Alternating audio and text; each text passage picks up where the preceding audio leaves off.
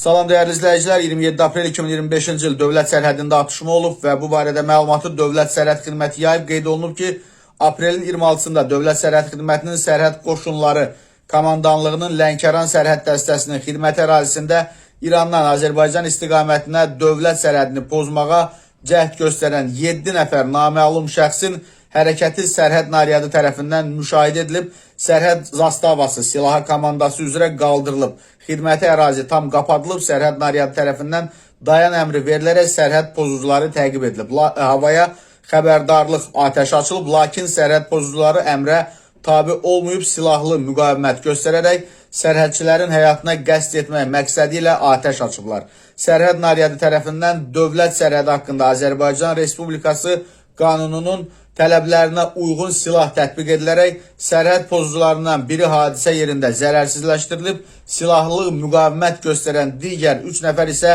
geriyə qaçmağa nail olub. Daxili İşlər Nazirliyinin əməkdaşları ilə birgə keçirilmiş sərhəd axtarışı və əməliyyat tədbirləri nəticəsində digər 3 nəfər Balakən rayon sakinləri 1998-ci il təvəllüdlü İbrahimov Rəcəb Məhəmmədoğlu, 1990-cı il təvəllüdlü İsayev İsa Magomedoviç və 1982-ci il təvəllüdlü Uzunov Kamran Kamaldinoğlu saxlanılıb. Əraziyə baxış zamanı 3 ədəd bağlamada ümumi çəkisi 51 kiloqram, 884 qram narkotik vasitəyə bənzər maddə və çox sayda psixotrop həb aşkar olunaraq götürülüb.